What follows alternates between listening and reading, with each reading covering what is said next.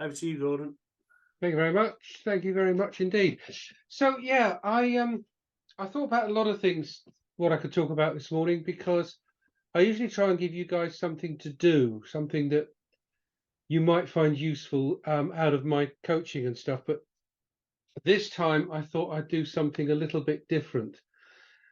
Um, this is a networking group. We just showed each other how much we all do locally to help local people and stuff, which is great. But the thing that occurs to me is one of the things that we're all quite good at is winning lasting business. And the way we do that is we make friends. Some of my best clients, the clients I still am in contact with, 7 years after I stopped working properly, um, are people I've actually made friends with. And if there's a number of ways of doing that.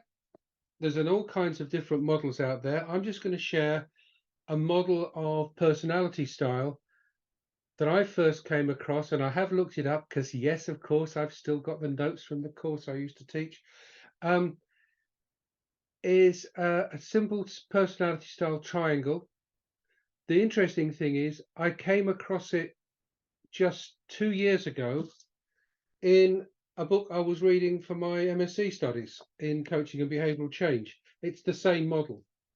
So I thought I would start off by just talking about it. And it's about personality styles. The premise is there are basically three different types of people, and they can be characterized as being on 3 points of a triangle, three extremes. We're all somewhere within the triangle. There's the people who lead from the front. They tend to be very emotional, very energetic, driven, passionate. They'll use power as a lever. They always want to win. They're very task orientated. Now, the other sort of the next group are the rational people. Now, the rational people are logical, thoughtful. They're calm, cool, and collected. They're totally concerned with the facts and the figures. And when they share a decision, they'll have plenty of reasons as to why their decision is the right decision, like cancelling HS2. Um, and then you get the relational type people. Now, these relational types, they're open, they're trusting, they're very people orientated.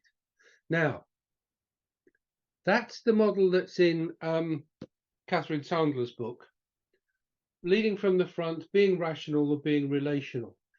It's not very easy to remember. The one that I learned in 1991 is a lot easier, right? The tough battlers are on the top of the triangle because that's where tough battlers belong, isn't it? They're always there because they're in charge, they're leading from the front, they're on top of everything. And the logical thinkers, well, they're at the bottom right-hand side of the triangle simply because that's where they belong. They're always right. And if they don't think they're right, they'll give you 101 reasons as to why they are right. And then bouncing in from the left-hand side is the friendly helper. The friendly helper will go anywhere on the triangle so long as everyone else is happy because they want people to feel warm and cuddly and comfortable and happy, which is kind of nice. But they see each other in different ways. I'm not going to go through this slide. I'm going to share the slides anyway. Tony will spin them around people. But in principle, it's one of the interesting thing is every tough battler sees everybody else as a resource they can use to achieve their ultimate game, which of course is to be the prime minister of the country, put the Queen into an awkward position, screw up COVID and bugger up Europe. They see the friendly helper as nice, trusting, easily manipulated, and very inefficient. But then again, the logical thinker is so tied up with rules and everything, he couldn't see his way out of a paper bag. Friendly helper. I mean, you can read these, but it's that different viewpoints of different people. The thing is, if you want to make use of this model, is well, where are you? Because if you know where you sit within this triangle, not perfectly, it's not a it's it's not a logical thinking exercise, okay? It's a people exercise, which is why it's me. Um, the idea of being able to just adjust your behavior towards an individual to make it easier for them to form a relationship with you, whether you want them to buy something, whether you want them to, you're negotiating something, or you're just trying to influence their thinking. If you can give the tough battler the reason why, if he doesn't choose your product, he's more likely to fail, then he's probably going to be more interested in talking to you. If you don't give the logical thinker lots of detailed speeds and feeds, as we used to say in IT, and all the details about the product and the service and how it's delivered and all that, they haven't got enough data to make a decision on.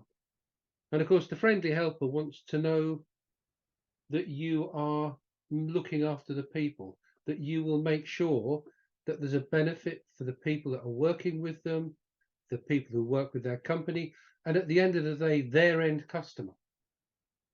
So if you can find your way around the triangle for yourself and work out where other people are, it's a really useful tool. I've been using and teaching this tool.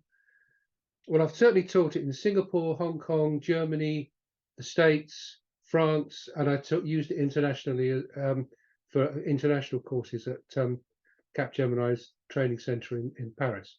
So I've been touting this around, and I've yet to find anyone who says that's a load of cobblers. It really is just a useful little sketch pad.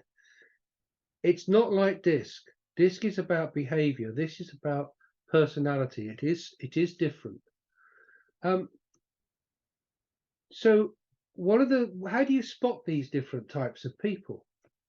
Well, the tough battler is obvious. If you walk in, if you've got the opportunity to go to a tough battler's office, what you'll see is all their trophies will be there for you to see. Their golf cups, their favorite cars, their family. Family is very interesting because he'll have his photographs of his family facing you, because that's how you can see what a wonderful family he's got. If you come across a friendly helper, he'll have his family over his right shoulder where you can see her. Because on Zoom, I can't face them towards you, but of course Kate's photograph is on the mantel shelf behind me. The logical thinker will have a clean desk. You should see my desk. It looks like a bomb's hit it. But friendly helper, logical thinker, single stylus and a white sheet of paper is probably all he'll have on his desk when you walk into a meeting. So you're going to have people you know, and you're probably already saying, oh, so-and-so fits there.